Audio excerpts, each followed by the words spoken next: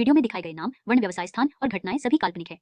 इसका किसी मृत्यु व्यक्ति या जीवित व्यक्ति से कोई संबंध नहीं है। अगर इसका किसी वास्तविक घटना या चरित्र से कोई संबंध पाया जाता है तो यह मात्र एक संयोग होगा। इस वीडियो में कुछ डरावने तत्व दिखाए गए हैं और उसे परिपक्व को दर्शकों के लिए उपयुक्त है।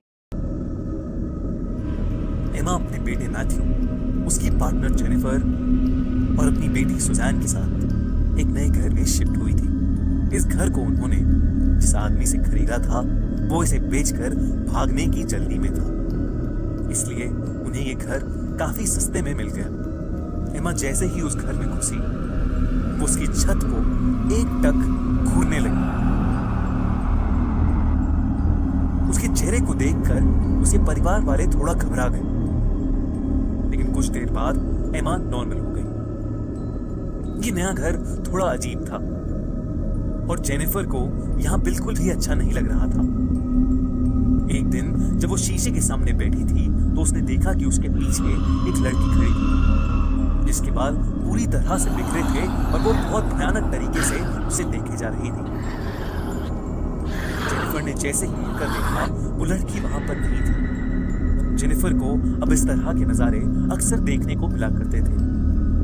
कभी उसे एक छोटा बच्चा दिखाई देता जो कि अपना मुंह बड़ा करके खूब जोर से चिल्लाता, जिससे जेनिफर के कान फटने लगते।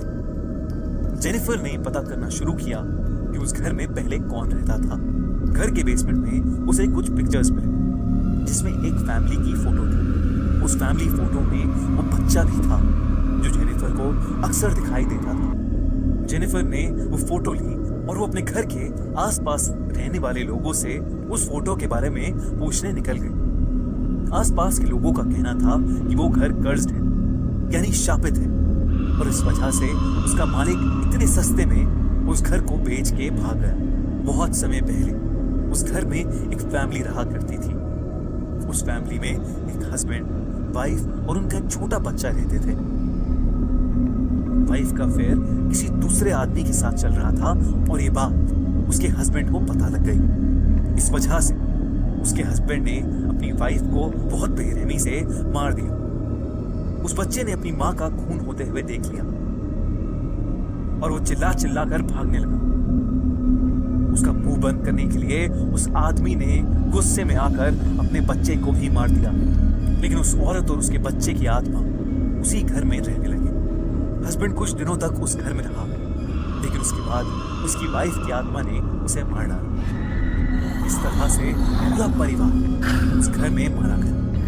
कहते हैं कि अब उन तीनों की आत्मा उस घर में रहती है और वो उस घर में रहने वाले सारे लोगों को मार देते हैं। ये सब सुनकर जेनिफर बहुत ज्यादा डर गई। वो भागते हुए अपने घर में गई, लेकिन वहां उसने देखा कि उसके घर में सारे लोग पहले ही मर गए थे और उनकी लाशें जेनिफर की तरफ घूर रही थी।